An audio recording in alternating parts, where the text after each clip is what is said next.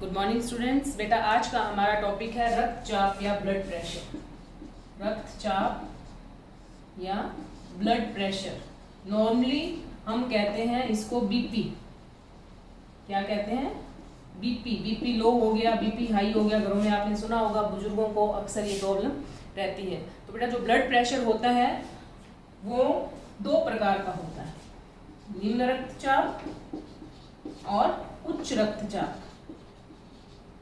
अब सबसे पहले हमें ये करना है कि रक्तचाप होता क्या है। बेटा हमारी जो वाहिनियां होती हैं, रक्त वाहिनियां, उसमें रक्त का जो दबाव होता है, रक्त वाहिनियों में बहते रक्त द्वारा वाहिनियों पर डाले गए दबाव को रक्तचाप कहते हैं। ठीक है बेटा।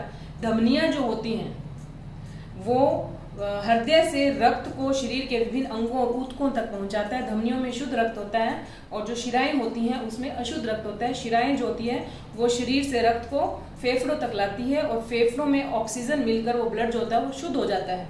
ठीक है। और वहां से ब्लड को धमनियां जो है वो ऊतकों और अंगों तक पहुंचाने का कार्य करती है। ठीक है बेटा।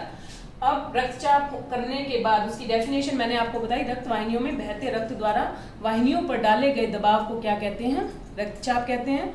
रक्तचाप दो प्रकार का होता है, निम्न रक्तचाप और उच्च रक्तचाप, low blood pressure and high blood pressure.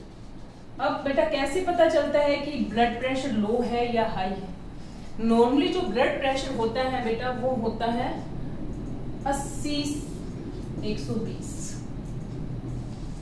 यानी कि यदि रक्त वाहिनियों में बहते रक्त का दबाव 80 से नीचे है, 80 से कम है, तो वो होता है लो ब्लड प्रेशर, लो बीपी। और यदि 120 से ऊपर है तो वो होता है हाई ब्लड प्रेशर।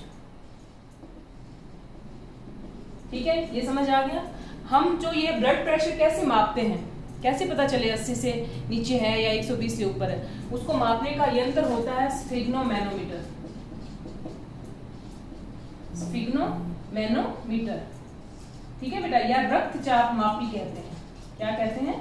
रक्तचाप मापी, जिसमें पारा भरा हुआ रहता है और उसका जो लेवल होता है उसके अकॉर्डिंगली हम ये डिसाइड करते हैं कि ब्लड प्रेशर जो है वो लो है या हाई होता है।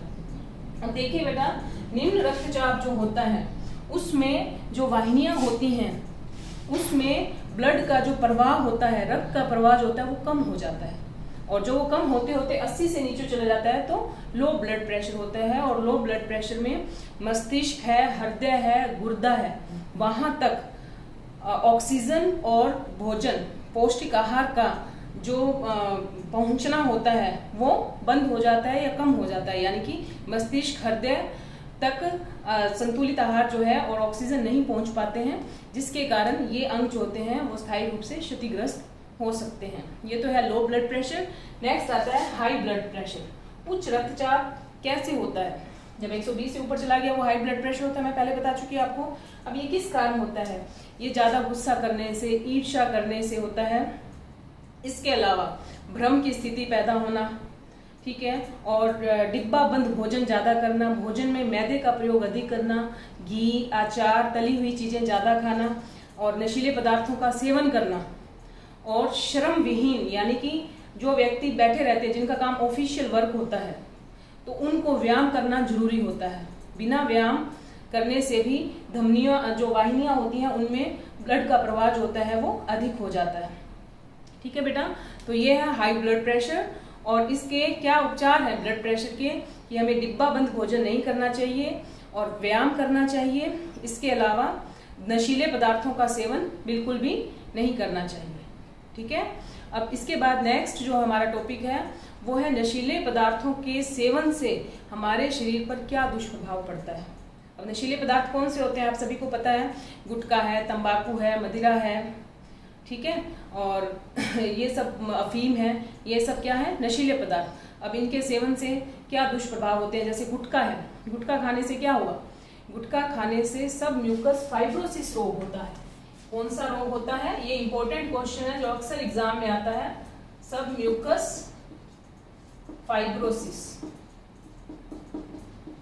किसके खाने से होता है? गुटखा के सेवन से।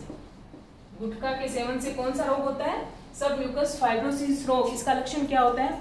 जबड़े जो होते हैं वो कठोर हो जाते हैं और मुंह खुलना बंद हो जाता है, पूरा मुंह नहीं खुलता, तो इसीलिए कहते हैं। और मुंह का जो कैंसर होता है वो भी गुटखा खाने से होता है, ठीक है। तो गुटखा का सेवन से कौन सा रोग होता है? सब म्यूकस फाइब्रोसिस रोग होता है और इससे कैंसर होने की संभावना भी रहती है। इसी प्रकार बेटा तंबाकू खाने से भी सेम वही है, मुंह का कैंसर होता है, गले का कैंसर, जीभ का कैंसर, ये सब कैंसर किससे होता है? तंबाकू खाने से होता है। इसके अलावा आजकल गुटखे का प्रयोग जो है वो महिलाएं भी करने लगी है, छोटे छोटे बच्चे भी करने लगे हैं। तो गुटखा खाने से जो गर्भवती महिलाएं होती हैं, अगर वो गुटखा खाती हैं तो उनके भ्रूण का विकास जो होता है वो प्रॉपर तरीके से नहीं हो पाता है, ठीक है। तो इसलिए गुटखे का सेवन जो है वो नहीं करना चाहिए। नेक्स्ट अल्कोहल है या मदिरा है और ये अफीम है, तो इन सब चीज़ों पर सरकार ने रोक लगा रखी है, अधिनियम बनाए हुए हैं, लेकिन फिर भी इनका सेवन जो है वो हो रहा है और लोग जो है इस तरफ ध्यान नहीं दे रहे हैं। तो बेटा ये सब चीज़ें मैं आपको कल फिर दोबारा से रिपीट करवाऊंगी, नशीले पदार्थ और इनके दुष्प्रभाव, और परसों हम इसके क्वेश्चन आंसर करेंगे।